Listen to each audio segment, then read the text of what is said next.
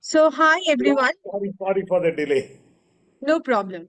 Hi everyone. I'm Papia from IITMAA team. On behalf of IITMAA, I'm welcoming you all to our WeCare session. So today is our session is digital detox and how to handle kids. Mainly like this session is mainly for parents. How we will handle our kids in this digital era.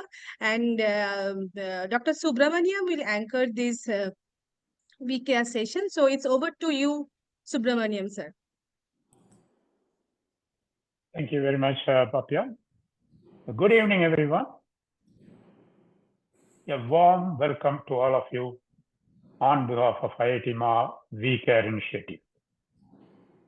Just about 3 weeks ago, we explored how adults can reclaim time from the digital detox or the digital distractions. Today, our focus is going to be shifting to something even more critical. Controlling the digital invasion by the adults is much more easier. But how do we control the children, our children, taking up internet throughout the day, throughout the month, throughout the year, all the time? And as such, today our focus shifts something even more critical, our children. In today's world, the internet has become an inseparable part of our lives. While it connects, informs, and entertains, everything is fine. It also brings challenges. Constant notification, endless online content, and ever completing social media pressures. As presents and mentors, as grandfathers, people like me, we often ask ourselves, how much is too much? How much of internet is too much? How do we recognize early signs of over-dependence? And most importantly, how do we help the next generation build resilience, set healthy boundaries, and use technology in meaningful ways? That is what is more important. And hence, the theme of today's IITMAA WeCare session is raising the next generation parenting in the internet age. Through this initiative, WeCare initiative continues to bring us topics that go beyond academics, beyond our careers, and instead focus on something fundamental to all of us. We alumni are interested in more than academic, more than something which is basic, which is needed. That is our family's well-being and balance in life. So that is the objective of this WeCare session. Today, we are very fortunate to have with us Dr. S. Mohan Raj, consultant psychiatrist from Chennai, as our speaker today. Dr. Mohan Raj completed his MBBS at Stanley Medical College, one of the top medical colleges in Tamil Nadu or all over India, and his MD and DNB in psychiatry from the National Institute of Mental Health and Neuroscience, Bangalore. He also served as a faculty member there, training postgraduate students. Dr. Mohan Raj has been recognized for his outstanding contributions, winning the Jairam Award for Best Research Paper and the P.V. Subramaniam. He also had authored a chapter on protective factors in adolescence in the well-known Bowie's textbook, of adolescent medicine. In recent times, he has reached people far beyond the clinic or classroom, and he has reached globally through his YouTube channel, Mindscape Matters, in English and Mananalam in Tamil. Nalamariya Aval in Tamil, spreading awareness on mental health in simple and relatable ways.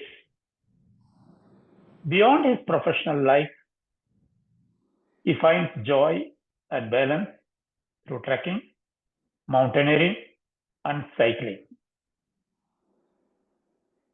We are truly privileged to have him with us this evening to share his insights on parenting in the digital age and how we can nurture healthier digital habits in our children. Please join me in welcoming Dr. S. Mohan Raj. Over to you, sir, Dr. Mohan Raj. Good evening, and thanks a lot, sir, for the very kind words of appreciation. Thanks a lot. And I thank IITMAA and Dr. Subramaniam for this opportunity to interact with you once again on an important topic. I assume many of you have attended last time because I'm not going to repeat many of the things. I'm going to just refer sometimes, and I have 45 minutes. I'll see whether I can finish. So today we are going to talk about parenting in the internet age, like what are the different parenting challenges we have and what are all the things which we can do. So I'm going to talk in terms of the plan is we're going to talk about the problem, the consequences of excess internet usage, the causes for excess internet usage as we know some of them, and the way forward. That's how we are going to go ahead. Now to talk about problems, you may not need the slide for some time. I'm just going to give you some examples. I had earlier told you historically there are three things that happened. That is 95, we had this internet which came in, and 2007 the smartphone came in. Last time we talked about it, and recently AI. So after internet came, the first few years of 2000 and the last few years of 1990s, we had children who would leave the house, will say I'll come back at 11 o'clock or 10 o'clock, will not come till 3, 4, and parents panic. Parents go and talk to their parents, call their colleagues, and finally find out this person will be in one of the internet parlors playing games, because those were like, there was one internet center, multi-chain center, which will go to schools, give coupons, 1 hour coupons free, and there are people who collect it from 10, 15 people, go there, and those people allow them to play the whole night with those single coupons.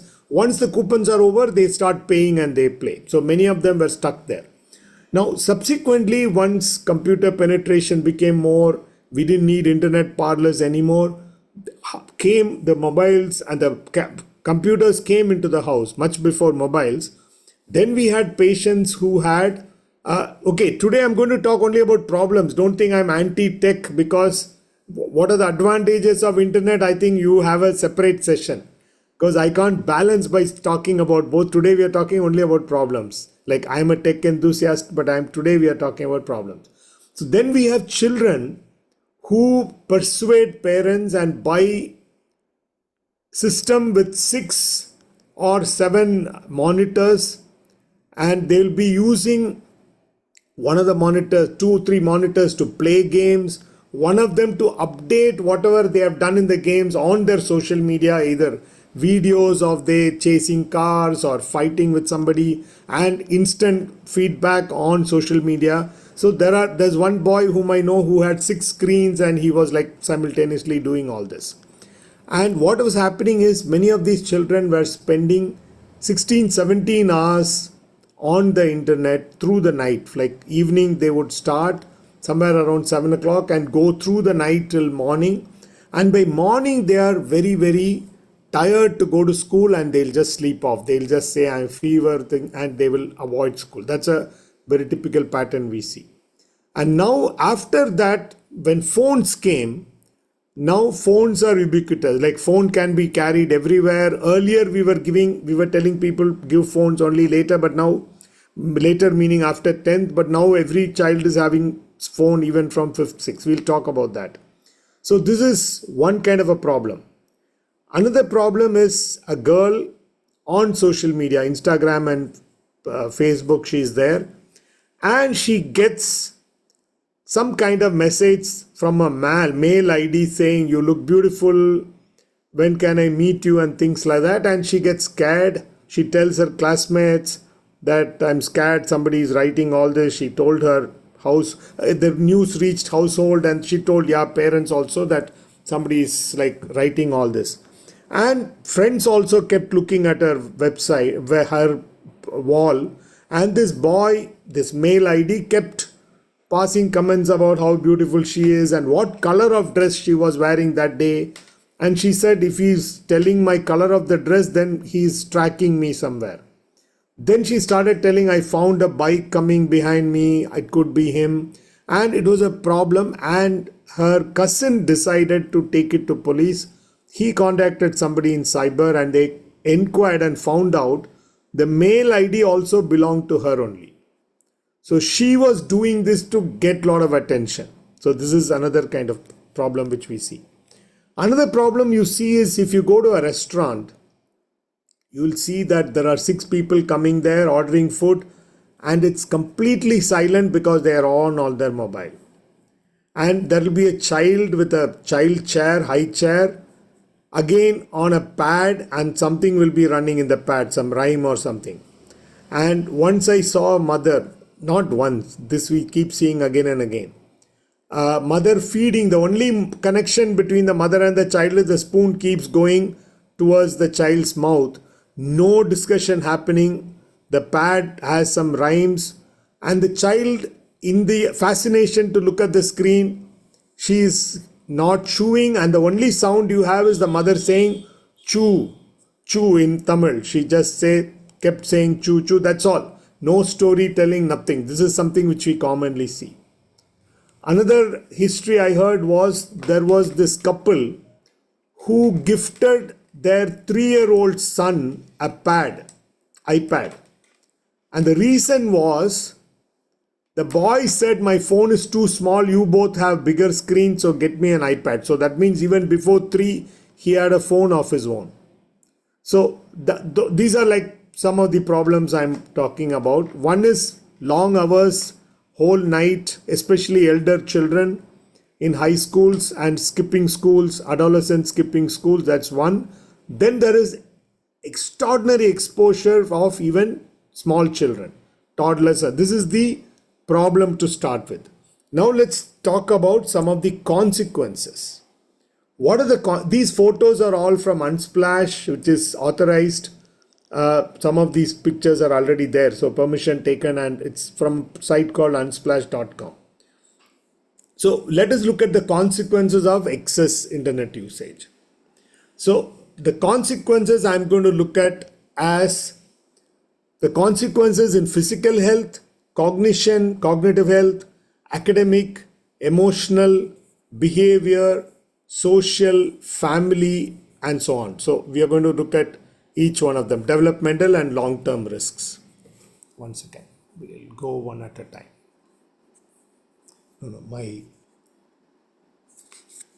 Yeah.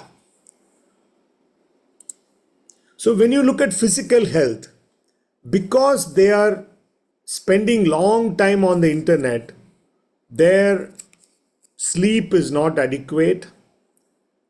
And not having adequate sleep has a lot of problem. We should have a separate session on sleep. Like for example, if your sleep is less, your immunity goes down, your memory goes down, concentration goes down, and you have fatigue. Many functions in your body depends on sleeping 7 to 8 hours. So that's one problem they would all have. and sedentary lifestyle. They are in the chair sitting with either the computer, laptop, or the mobile, and there is no activity, and lack of exercise also can lead to obesity, whole lot of metabolic problems. No outdoor activity, that means you're not going to get your vitamin D, not going to get fresh air, and those problems related to that, and eye strain because they are looking at a screen for a very long time. And you all know about what is tech neck, that you keep at a particular angle, the neck at a particular angle, and you can have stiffness in the neck. Now, looking at cognitive, as I said, because of sleep deprivation and also excess preoccupation with the screen, spend time, they have reduced attention span. Especially they have seen in, I'm not bombarding with you studies and statistics data and all that, I'm just giving you only the idea. Studies have shown that people who use 10 hours plus every day, children who use 10 hours plus, have reduced attention span on standardized scales. That it will almost look like ADHD, but it's not. It's like their attention span is very less, because especially if they are playing video games where actions are all done in milliseconds, and if they are used to that, they are not able to sort of pay attention when a teacher talks in a very normal speed, because they are used to, they watch videos in 2x 3x, and for them a teacher speaking will be like very slow. So they have a reduced, and also reels are one of the major reasons for reduced attention span. Those who consume lot of reels have reduced attention span. These studies have shown, predominantly studies from Japan, South Korea, where the incidence of internet addiction among children is very high, and a little bit across countries also there's a lot of literature. So reduced attention span is a real problem. Impaired memory, because they don't try to memorize or keep things in memory, because they think whatever I want I can just search on Google and get the answer immediately. Why should I remember things? Everything is readily available. So that's another problem they have. Now if you come to academic problem, as I said just now, we talked about reduced attention span, and when your attention span is low, your concentration becomes low and your study becomes very, very fragmented. If most children nowadays sit with a book and either a laptop or a phone near them, and they will, if they are studying for 3 hours, they're not studying for 3 hours, they keep looking into the messages, they have sent a joke and they are looking at people replying, and once they get a reply or somebody sends another joke, they send it to somebody. So while studying for 2-3 hours, they're going to have break every 10 minutes. That's going to be very fragmented. Their attention is going to be very low, and there is superficial learning, not any kind of deep learning.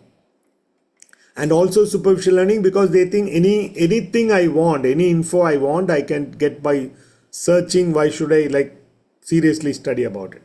And many parents have said that they gift a phone and the academic decline starts. That's something which many parents have seen. Now, emotionally, what are all the responses? Anxiety about acceptance on social media. Like, am I respected? Am I given validation? Anxiety, will I be accepted? That's why these people will post and they keep looking for how many people have liked, how many people have commented, and oh, my classmates are all going to see. I never knew until one girl told me that birthdays are a biggest problem now. I said, why? Because now more people wish you, because all the social media will alert. She says that's a problem because nowadays classmates are looking at how many people wished you on your birthday, how many people wished her on a birthday. So I want to beat the number of that person. That's a huge anxiety for them. Sadness because whatever they expect sometimes doesn't happen. And there could be irritability, especially when they're not able to access, either because of family rule or there is a network shutdown or something. And since they are online for a long extended time, they are also exposing themselves to cyberbullying. See, if you're not on the internet most of the time, who is going to bully you? Whereas if you're there all the time on your social media screen, where people know that you would respond within 5 minutes, they are going to try and bully you. So cyberbullying and the resultant anxiety due to that. If you look at behavioral, you must have seen many children in your family or others where there are children who are 2-year-old who's playing with a tab or a mobile, and if the parent takes it away, immediately there's a huge meltdown. They cry until the phone or gadget is given. That's something which we all have seen in public places, in hotels. And irritability and reduce frustration tolerance. See, frustration tolerance is a personality trait that, suppose somebody says, you want something, and they say, yes, we can give it, but we can give it only by next month. And your ability to tolerate the frustration. That's actually an adaptive traits. Whereas kids who are used to this instant gratification, whereas in games you are given rewards immediately, everything happens immediately, whatever you want to do is happening immediately. If they are used to that, there is reduced frustration tolerance in real life also. They cannot wait for anything. If the father says, yes, we'll get it, you want PS4, we'll get it, but next month, no. Children will want immediately because they get everything immediately online. And then addictive behavior, they tend to spend more time and prioritize. I'll probably say what addictive behavior means. They get a lot of pleasure while using internet. That is a lot of dopamine secretion whenever they use. And many of these adolescents, you must have seen, most of us put the notification off completely. We either prevent notification or we will keep it silent so that we are not disturbed. Whereas most adolescents like notification, like plus sound, ping, ping, ping, some kind of sound, so that they know I am wanted all the time. There is somebody calling, and each time that can give them a dopamine surge. So pleasure is one. Salience is the internet usage, access to internet gets salience over all other activities like sports or other interaction, family interactions. Tolerance is a word we use for gradual increase in time, like alcohol. Like initially when somebody takes 2 pegs, they feel on top of the world. After 6 months, 2 peg is not enough, they need to take 3. That's called tolerance. Similarly, half an hour of video game would have given them a lot of happiness, but now half an hour is not enough. They need 1 hour. Then 1 hour is not enough. They need 2 hours. It goes like that. And for some reason, if they are not able to access their phone, laptop or internet, there will be severe withdrawal in terms of irritability, uneasiness. So that's, again, withdrawal symptom is a classical symptom of addiction with substance. Same goes well for online activities also. And there is constant craving. When they are not having access, they will keep craving about when they are going to have it again. Like there was this boy who was playing PUBG when PUBG was available here. And while parents are talking to me, he wants to play. And when the parents say, no, not in the clinic. And when they took the phone off, he just closes his eyes and he's constantly visualizing all the PUBG stuff and saying, I'm going to take this object from here, object from there, and I'm going to do something. And he cannot live in another world. He was living in the PUBG world. Now, social consequences are they isolate themselves socially because they're all the time on the net. Even if they have 1,000 friends on Facebook and other things, in real life, they are isolated socially.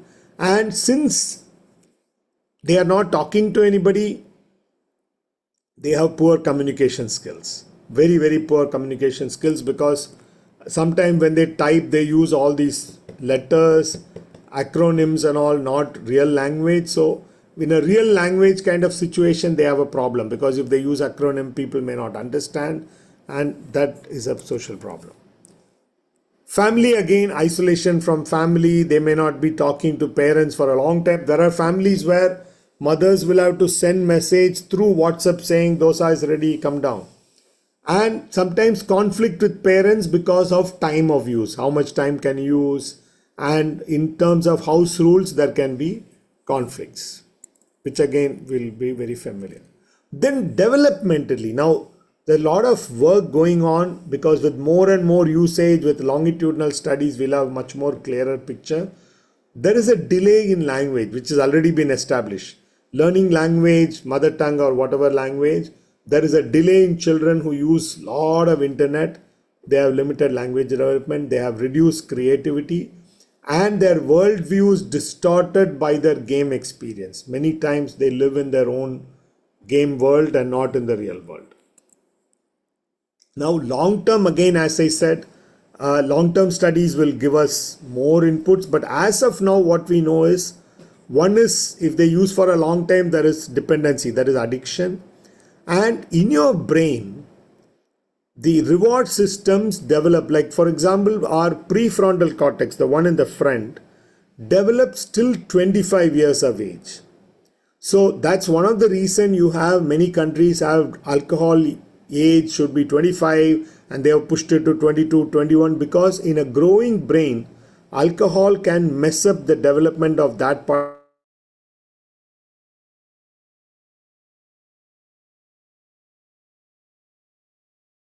Alcohol in teenage because affect your emotional growth. Same thing can happen with gaming. Gaming will give rewards to the brain, but then it can alter the natural circuits. Reward from a lot of other things, like a sunset gives us a lot of happiness, whereas a child used to a game and getting rewards sunset might mean nothing to the child, or anything else like going to a concert, listening to music will mean nothing because their reward system is not tuned that way. And then identity confusion. There are a lot of people who take this avatars of so and so. It's like you have Superman who's a journalist by day, and when there is crisis, he's a Superman, and he knows within himself that I'm a Superman, but I'm acting like this. Similarly, many of these children have this identity online. They take this avatar which goes and captures countries, they kill people, they lead armies and all. So they think I'm just leading a life like a student, just like that. But my real identity is that of an warrior who's fighting for his land. So they start believing they're that particular avatar. And plasticity of the brain is something which what plasticity of brain means is, suppose there is a lawn and there is a fence around and there is a gate in the east, gate in the west.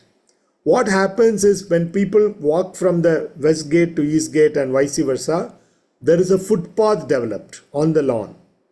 Now, after 1 month, if somebody closes these gates and opens a east gate and west gate, this earlier footpath slowly fades away with grass growth and there is a new footpath made. Similar thing happens in the brain.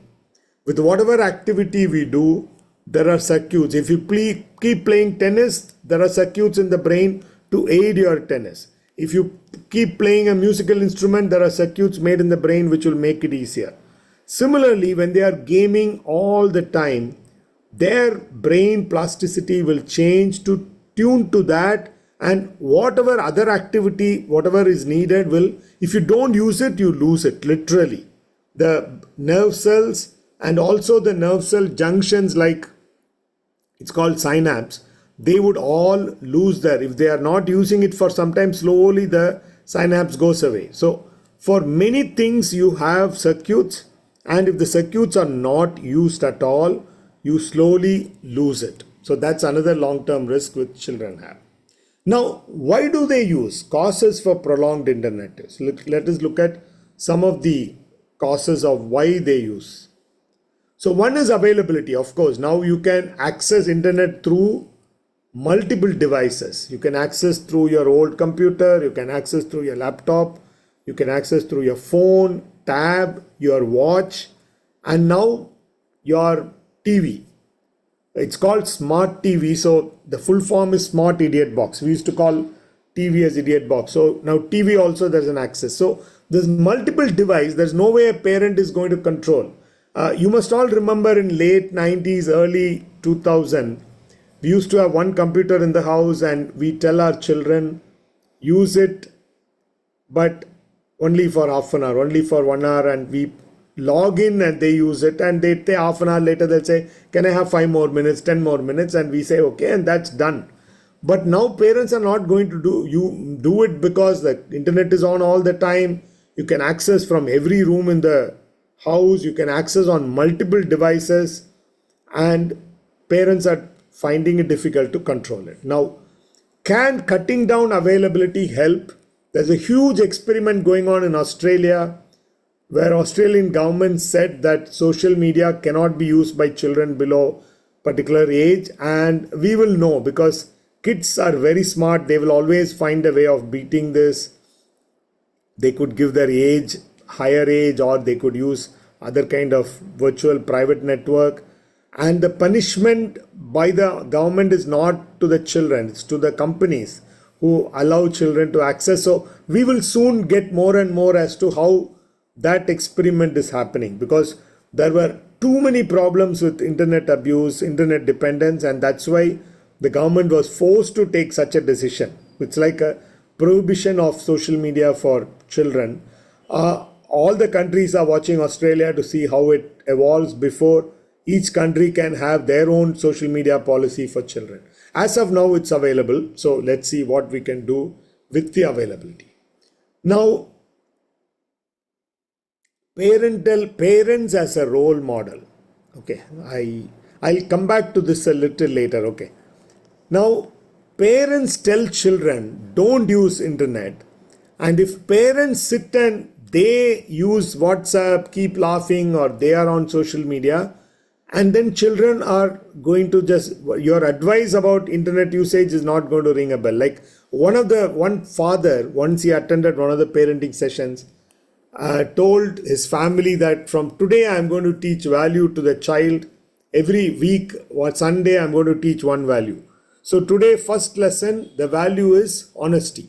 I'm going to teach why honesty is a good policy. And he gives a long story about honesty, talks about Gandhi's experiments, talks about Harish Chandra and all that. 1 hour long discourse by the father about why honesty is good. At the end of 1 hour, mother signals from the other side of the room, keeping a phone in mute. She's saying, Raghavan uncle is calling. And the father says, tell him I'm not here. Now, is the daughter going to remember that 1 hour discourse on why honesty is important, or is she going to remember him telling a white lie that tell Raghavan uncle I'm not there? So what happens is parents sometimes complain that my children are not listening to me, but there is a saying, I put the slide a little later, that he says, don't worry parents, children don't listen to you. Worry that they are watching you, because whether they listen to you or not, they will do exactly what you do. So parents as a role models is something which the reason for many children using it. If parents are using all the time, kids will end up using in spite of parents telling them all the ills about use. Another one is parental neglect. There are parents who keep saying, I don't have time, I don't have time. And I've seen many parents, when I want to talk to them, they tell the child immediately go out and they'll give the phone to them child. Because their thing is, if I give a phone, the child is not going to disturb. There are many parents who do this. If they want time with their friends, immediately children will come and ask some question. They will immediately give their phone and say, play with it. And the children will happily go off. So they think that phone is like an electronic babysitter and that can take care of my child while I am engaging with my friends. Or there are families where total neglect. They do not know what's happening in the house. Like when a guest comes and asks the child, what class are you in? What class is he in? And the father will tell the son, tell uncle what class are you in? Because the father doesn't know. Like that amount of neglect. And many of them keep saying no, and they all come back when the children are around 17 saying, oh, my son is not talking to me, my daughter is not talking to me. Because when in the early ages, when the child wants to come and talk, these people kept saying, no time, I'm busy. And you lose them completely.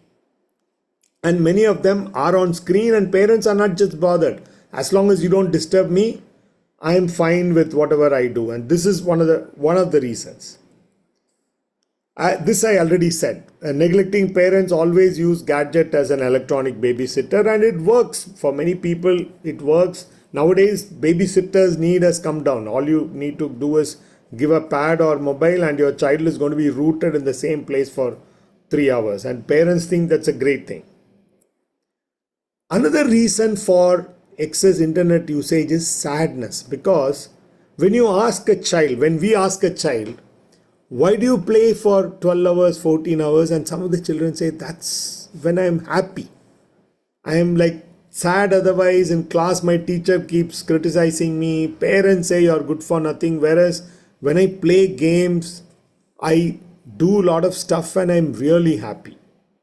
So they are sad otherwise, and internet just fills up that sadness, makes them happy, or they feel lonely and they have this role playing games. Nowadays, earlier people said, oh, games, they're all alone. Then the gamers came up with multiplayer game where you can call you can also, you must have, if you have adolescents at home, you'll know they're also talking to each other saying, you shoot that fellow, I shoot this fellow. Four of them together will be fighting somebody else to save the country. So most often it's loneliness and sadness which propel somebody to spend a lot of time.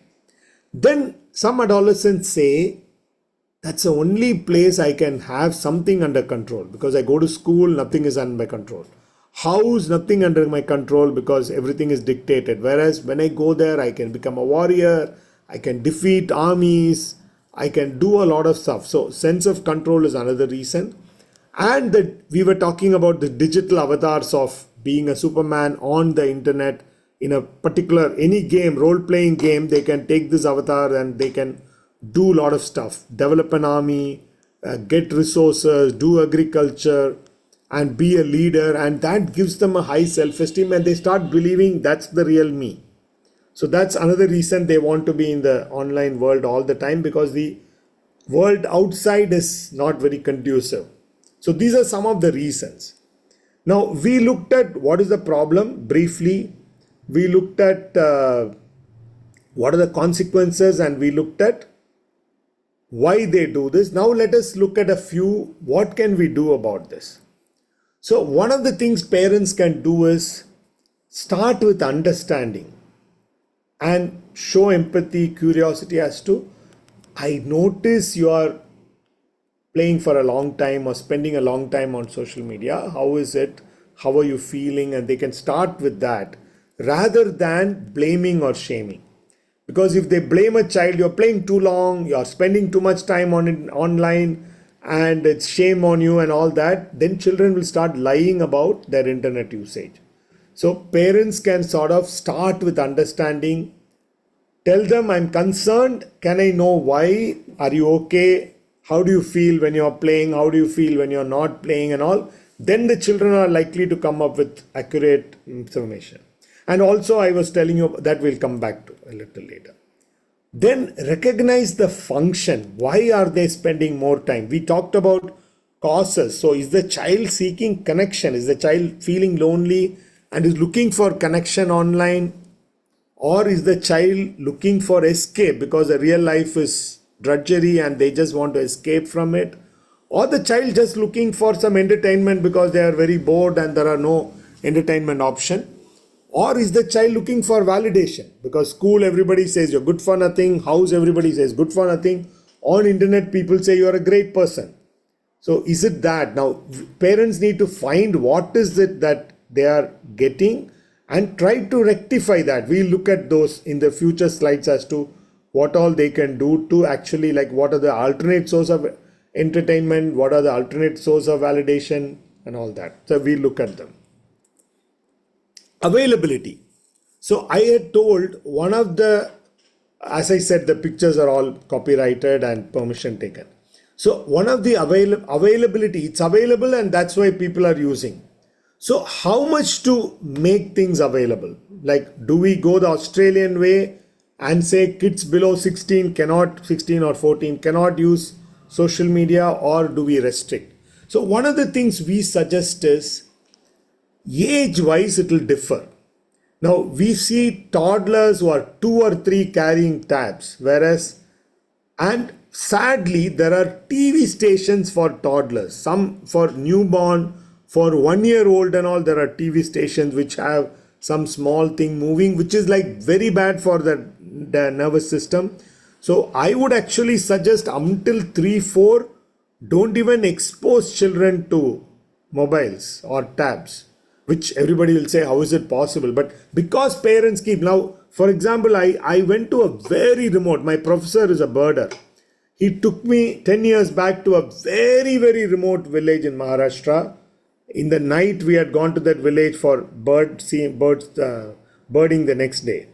And there was a child, and while talking to the child, we took a photograph, and the child said immediately, show it, and she's trying to do this, enlarge and wants to see. A remote village child 10 years back knew that photograph. It's a small child, 2-year old, knew by photograph taking you can enlarge the photo and see. So exposure to 4 or even lesser is not advisable, but as I said, many parents find it easy to give a phone and do their work, but this is where it starts. So to toddlers, I would say please don't use the phone in front of the toddlers if possible. Now a little higher age group, say take 5 to 10, you can give them internet access, limited time, and it's better that parents are there. Earlier it was possible because one of the things we say is let the computer be in the living room where it's near the wall so that everybody can see the screen.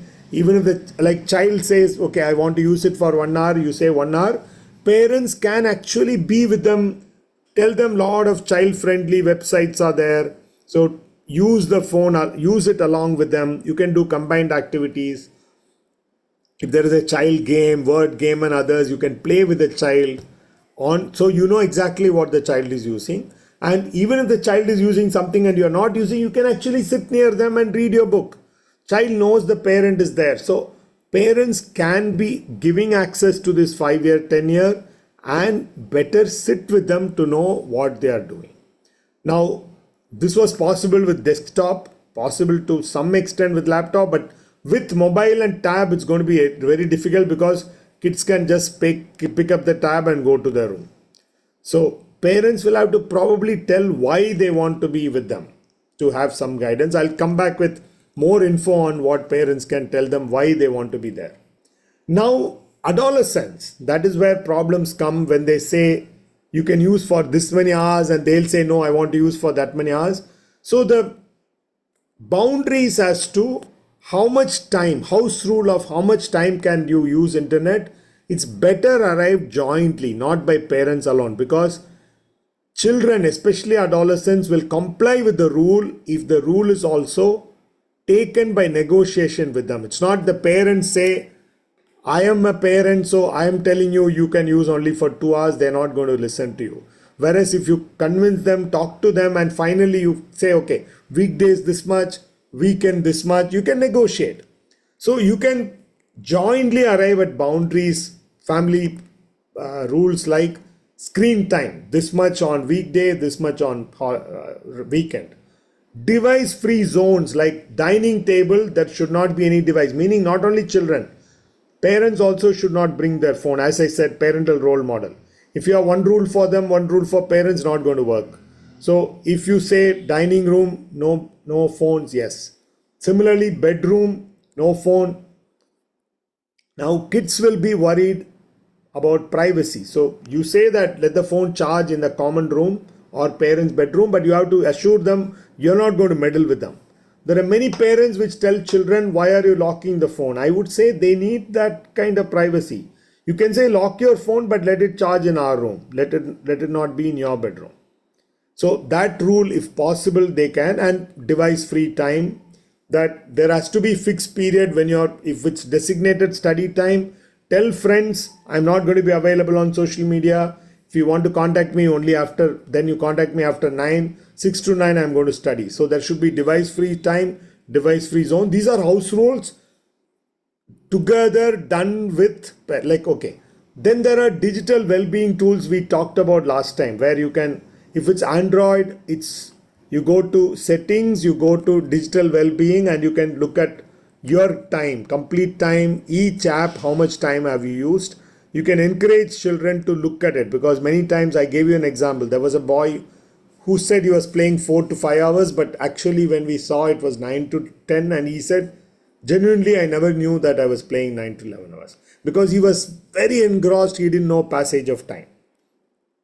So you can encourage children to look at well-being tools primarily for their own feedback. if you are looking at to there, they'll get irritated. And if you say you used it for 8 hours yesterday, they're going to be irritated. Let them self-regulate. And as I said, should parents control the content? Younger children, yes, parents can use a lot of parental control, which come with many of the phones, gadgets, and all, about which website they shouldn't go, which password they shouldn't go, and all that. But many times with parental control nowadays, kids are much, much smarter. There was a cartoon where the father is asking the mother, can we change the parental control so that we can watch an adult movie? And the mother says, I forgot what to do. And suddenly there is a voice coming from first floor. Go to 4, press X, then this, that. The child is telling how to unlock the child control. The children know much more about parental controls. And as I said, whenever house rules are made, children comply better when limits are negotiated with them, not imposed. This I tell all parents, please include them, convince them why less time, rather than saying this is my house, my rule. You need to take them into negotiation, and then they are likely to follow those rules. Now, other things parents can teach their children is to prioritize sleep. Sleep is extremely important. They need to tell why sleep is important for creativity, for your brain function. There are a lot of studies where they have looked at new learning with less sleep, adequate sleep. And before sleep, if you have something new learning and you do the test tomorrow, or you have less sleep, you learn something in the morning and do, all kind of studies have been done, and it shows if you have less sleep, your learning becomes disturbed. So that's something which they need to, and long-term health also, your immunity goes down. So regular sleep and meal time is something they can suggest. And we have this concept called digital sunset, that by a particular time, all gadgets have to be off, at least an hour before, because last time we talked about how the blue light, I'm not going to spend a lot of time, blue light can disturb your melatonin secretion, delay it. So there should be a digital sunset time. Okay, if you're going to sleep at 10 o'clock, at least by 9, put off the gadgets. Or if you're going to sleep at 11, at least an hour before, gadgets will have to be switched off. This is applicable to everyone, not just children. Whatever I say is applicable to parents, because if parents set the rule and they don't follow, children are not going to follow. Now, introduce children, or not introduce, continue. There are many families where they are not doing it. Introduce or engage them in real life activities like going outdoor. Sunday, go. There are people say, oh, we will go summer somewhere. I tell them, no, there are a lot of great places inside Chennai, outside Chennai, lot of greenery. When I show photograph, they don't believe. They say, oh, this is not Chennai. There are a lot of places where we go cycling and find out there are super places. So parents can just go spend some time near a lake, have some sunset. If they do that, kids also learn, because it's once they experience, they will want to experience more and more. So lot of outdoor activity, which includes sports, exercises. Outdoor activities can include running, walking, cycling, trekking, mountaineering. There are a whole lot of activities happening in Chennai. There are runners, there are trail runners, there are cyclists, at least 10,000 of them. And any sport you say, there is a huge group in Chennai. So you can, not just Chennai, your alumni is distributed across the world. I'm saying sure your town or city will have multiple options for sport. There are a lot of good trails in the US for cycling. Europe has plenty of trails. Here we have to compete with others for the road space, whereas many places have plenty. Now, in spite of we competing for the road, there are 10,000 plus active riders in Chennai. So that's another thing. Parents will have to be role models and show them. They can't just say you need to do exercise. They need to do themselves, so that kids also pick it up. Music is another thing which parents can introduce them. If the child has an aptitude, let the child learn some instruments. Here again, all these I can list a lot of activity. I just listed only sports and music, because parents can introduce them, expose them, and then if the children like a particular sport, then they can start. And sport and music is just for fun, to learn, to keep them engaged. There are many parents who say, if children say tennis, they'll say, Niana, are you going to become Roger Federer? If you're not going to become, why play? Just study. Whereas they have to just allow, explore, and if they like, let them continue. You don't have to be a champion. You just have physical fitness as a goal rather than winning the Wimbledon. Similarly, music, they say, are you going to become Rahman? Are you going to become Balamurali Krishna? So allow them to just experience. Now, shared family activities like family outings or even sitting down and talking, playing with children, board games. Those days we play board games, Ludo, Monopoly for 5 hours, 6 hours together. So you can plan lot of activities. Young parents especially can plan lot of activity with children. Children would love to play with you. They are on the screen because parents are not giving time. Whereas if you sit with them and play, they are going to be very happy playing with you. So shared family activities without screen, not screen showing this. They can play a lot of other games, whether it's just throwing the ball depending on the child's age, or board games. There are multiple board games like Scrabble, which parents can play with the children. Many parents say no time, no time, and children play Scrabble online. Whereas real kind of Scrabble with the family member will be really great for them. Now, this is the saying, this slide should have gone there. Again, I'm insisting about parental role model. Don't worry that your children never listen to you. Worry they're always watching you. I talked about this. Now, we talked about some of the features of addiction, like salience, spending all the time only about internet and others, which are warning signs that parents can get, like sleeping in the daytime, being awake all through the night. These are some of the features of addiction. And when they identify addiction, many parents will abruptly ban, abruptly stop internet. That's not the way forward, because children will somehow find a way of, nowadays phones are available for dead cheap price. They can always buy a phone, have their own internet connection without parents knowing. So abrupt ban of internet doesn't work. It has to be told to them about excess internet usage, and they should plan gradual reduction. And whenever I plan gradual reduction for my patients, it's only with the full motivation of the child and the child's plan.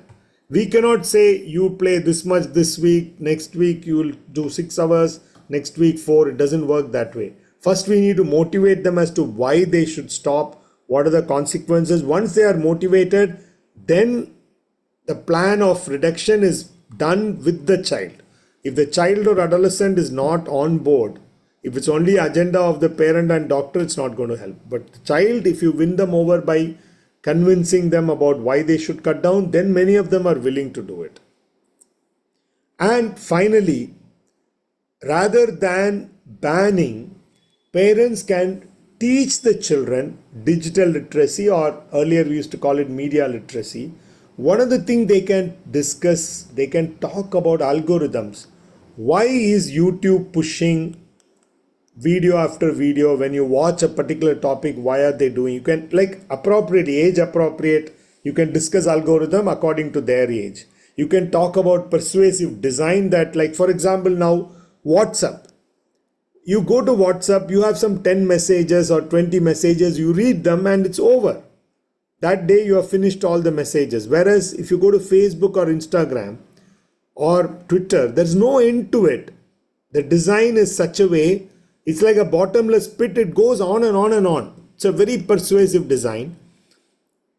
And some of them have this FOMO, fear of missing out. Oh, the next one which I'm going to stop could have been the very viral one, and tomorrow everybody will talk about it in school, and I'm the only one who has not seen it, so let me do that. So that's one of the reasons they keep going. So you need to tell about how these apps are made to make you dependent, made to make you stay longer so that they can sell you to their advertisers. So talk about algorithms, age appropriately, persuasive design, and also how some of these things which happen online can be dopamine triggers. That's something which parents can talk to them. So educate them, because banning is not going to be helpful. Similarly, TV, violence, they can educate the children about these are all happening.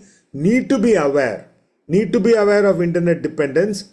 Then kids are likely to listen once you explain all of them. So I'll stop here and we'll have discussions from now on.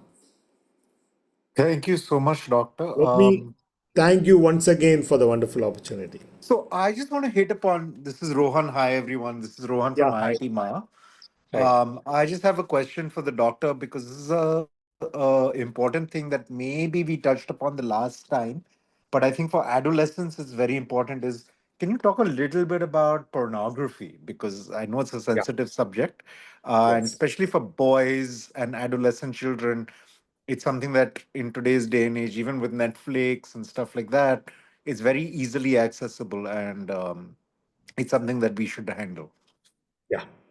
Yeah. Because of time, I had left the content. I'll briefly tell. If you look at boys, most of them are addicted to games. Girls addicted to social media. Most of them. Some others are also there. Then pornography, a small subgroup. Now, every child, once they have access to internet, they always go. That learning curve, first thing they do is try and search pornography and see pornography. So what I would suggest is schools and parents have to have proper sex education. Let them talk about sex, their curiosity about sex, rather than saying you are not supposed to talk about it and they go learn it from somewhere else, including internet. So one is parents have to talk about, like if they ask how children are made, they need to give a proper explanation. Otherwise, they're going to try to get info from somewhere.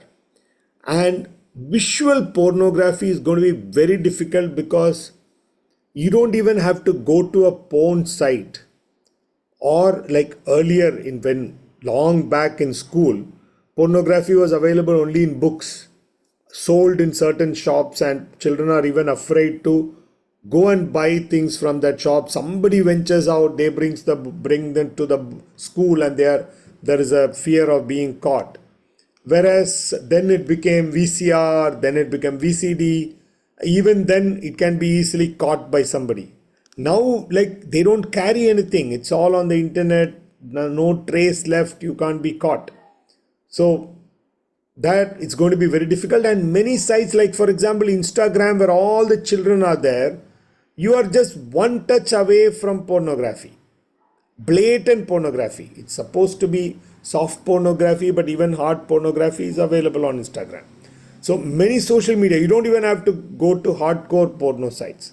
So one is you need to educate children on sex education and also teach them about pornography. Also tell them about the dangers, like age appropriate again as to how much. So once they go and see, many of them, they lose curious, they watch. Once they watch, they leave it, they don't stay there. For a very small number will continue to stay. So I would say don't censor, allow them if they are watching, but then you have to tell them. For younger children, yes, you can use the parental controls to prevent them from going, like. But there are sites, like for example, even which apps which everybody uses has blatant pornography. It's going to be difficult. So let parents be around when they are using the screen. Let parents be around so that they know which sites they are going. And one more is not just seeing pornography. There are people who can try to influence children through social media. They can try to befriend them. Many of the girls who are 11 to 15 on internet are not girls. They are actually men acting as girls to befriend girls and say, come to this mall, let us meet. And when they go there, there's a male. Very, very frequent story in the last 10 years. You must have heard so many stories in the last 10 years where they become friendly with a girl from Pune and she suddenly says, I've come to Chennai, let's meet in this mall. She goes there and they talk about what dress you should wear so that I can easily identify. And they have seen photographs earlier, and these girls are not girls. So they need to tell not to make friends online. There can be sexual abuse based on that. So some of them can influence them to even say that I'll send you my nude picture, you send your nude picture. So pornography is not just viewing pictures or video. There are people trying to influence them to become subjects in pornography. They say that we are in love and let's talk without dress, and these people believe it, talk to them, and you never know, they might be using another camera to record the whole thing. So I think that these is are an extremely valid point, and I think we could probably do another 2-3 sessions yeah, just on Yes, that, yes, because that's it's not true. just like children; it's adults that fall for this as well. You know. yeah. Um, For okay, so example, we yeah, have some questions in the chat. Somebody has asked a question that my daughter is 2 years old and doesn't eat if I don't show her a mobile. I feel guilty. What can I do to stop this habit? She doesn't need a phone otherwise. yeah. First of all, the child never knew a phone existed. The phone was shown to the child by a parent By the or a parents. grandparent. Yeah, or a grandparent, some houses. So now you need to sort of unlearn. You can not give the phone if the child is not eating. Take the child out, show them like those days, like they say, look at the crow, look at the tree, look at this, look at that. You need to entertain. You cannot, without phone, you cannot say eat, eat, eat. I think the children tell a story, they will eat. Now, there are a lot of, I have a very sad statistics. If children come with an adult to the clinic, it may not be for the child, it might be for the adult, but the children just happen to accompany. I always ask the parents, do you tell stories? And sadly, the number of parents who tell story is so low these days. When I say, do you tell stories? Oh no, but the pad has all the stories, animated Yes, stories. yes. That's the ready answer. The pad has, I said, no, do you tell stories? And invariably they say no. But if they Okay, tell we're story doctor. while, I'm sorry to cut you yeah, off. We're at time. I'm going to hand it over to Dr. Subramaniam to ask a few questions on yeah, behalf of everybody else, sure. and I just want to economize on time a little bit. Yeah, sure. Yeah. First of all, thank you very much, sir. It was very informative, insightful. And some of the questions, what has come over here, I think already Rohan has taken. One question which I wanted to ask myself is about this, what we call as the CSR, corporate social responsibility. What do you think about this corporate social responsibility, particularly the social media? They are all corporates.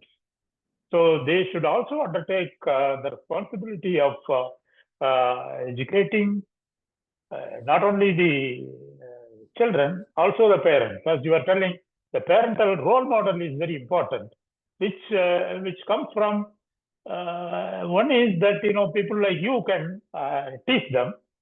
The other thing is that instead of putting a ban, there should be some other force which should come educate the parents and also enforce certain limitations on the social media like Instagram. You are telling that it goes flooded. It's unlimited. They are keeping unlimited spread of whatever is bad for the children. So, what is your view on that, sir? Yeah. Sir, true. Ban is not going to work. We will know Yes. from Australia what's happening with the ban. I would say empowering the child with knowledge, as I said towards the end, media literacy or digital literacy as to why certain apps are planned in certain ways, and that will help children as to like all the apps are trying to trap you, so children need to be aware of that.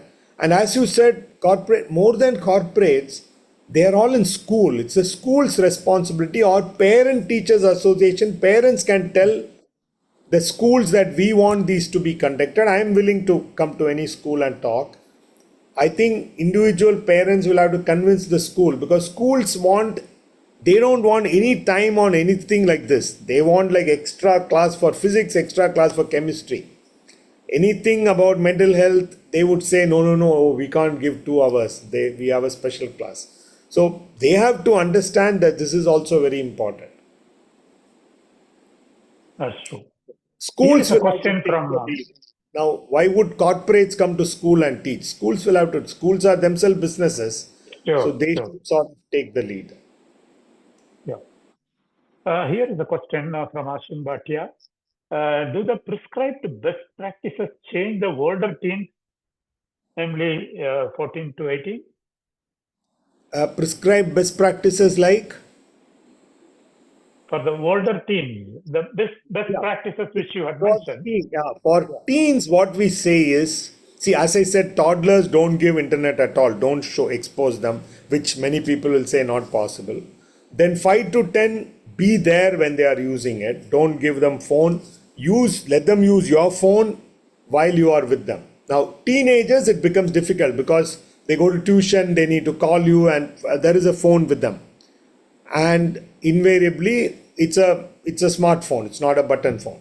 So for them, one of the thing is parents will have to teach them about all this, and when they are at home they have to agree upon a limited time, like screen rule, which has to be agreed. As I said, take them into confidence, talk to them. They will say, I want 8 hours, whereas you say, how much time to sleep, how much time to play. See, rather than saying, don't play, they can actually make the child get interested in music, make the child interested in sports. Then obviously there are times spent in sports for an hour. If you are on a football field, you can't pick up your mobile and see, like we have these long rides in cycle, 200 kilometers. We can't pick the phone and keep looking at it. So that time you are completely off social media. So rather than telling them cut down, introduce them to many activities where they get involved. Obviously your screen time, if a child is swimming for half an hour, obviously, or 1 hour, they are not going to look at social media at that time. So fill them up with activities which expose them, and if they like it, let them do it. So screen time, device free zones are easy to implement provided you explain and take them into confidence. Most of the principles I talked here will work very best as prevention. Once somebody is addicted, it's going to be very difficult to follow these.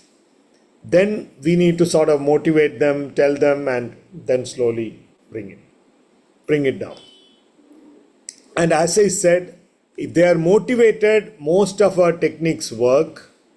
But if they are not motivated, whatever we tell is not going to work. If the agenda is parents' agenda that my child should cut down, and whatever I tell, if the child is not a party, third party there, it's not going to work. So we spend a lot of time trying to motivate the child before even we tell them this technique, that technique, how to cut down. Here is a question, Mr. Bhargava wants to have your contact info so that, he can ask child's school to engage for a talk with you. We The can team definitely has share my number. doctor's info if he's okay with it. Please send an Yes. email to Yeah. us. Yeah. Yes. Mr. Rohan Or has just, my number. He can give. yeah, certainly. My Yeah, email address is incidentally, rohan@iitmaa.org. So please send an email, or you can text me, or just reply on the registration page, and we'll get in touch with you. yeah. As a last question, not a question, as an information, people are asking, of course, you have educated us very well on the parental care and everything, but they would obviously they would like to continuously keep updating themselves. In this context, many people have asked for the recording of this session as well as the your YouTube channel or many other possibly continuous reminders for them. Yeah. How would you advise them to keep in Sir, touch? Is the recording available, or if you could? these two sessions, Mr. Rohan said it's going to be available on YouTube. Yeah, Yes, So yeah, that But, will this, be fine. but it's going to be available only for IIT alumni, I think. right. Yeah. Yes, Then I have not seen my earlier one, so I'll probably ask them for a link and have a look. I And my don't think YouTube, the earlier one is already out, Rohan. Yeah, it's already out, and I will Okay, share it with Dr. Mohan Rath and all the participants for both the session Definitely. one and oh, session two. that will be excellent. Yeah, so that's Yeah, about this. My YouTube channel, I've taken a break, I have to restart. It's yeah. on mental health, anxiety, depression, grief, and all that. In English, it's called Mindscape Matters. And in Tamil, it's called Mananalam Nalamariyavan in YouTube. Okay. There is Okay. a gap and I will restart. Okay. Yeah. So Okay. thank That you, would be wonderful. Dr. Mohan Thank you Raj, very much, and sir. yeah, Yeah. thank you, Thank you Dr. for the invitation. Yeah, Thank Thank you. you. Thank you. Yeah. Thank you. Bye. yeah, thank you, Dr. Mohan Raj, thank you, Dr. Subramaniam, for Yeah. Thank you, sir. successfully run this session, and thanks to all the participants for joining this session. And if you have any questions, you are always welcome to get back to us. You can write an email to me or Rohan. Both of our email IDs in the chat box. So please take it, and for any further assistance, please you can get in touch with us. Thank you. Have a good night to everyone. Bye. Thank you, Thank you. sir. Thank you, madam. Thank you, everyone. Bye. Thank you.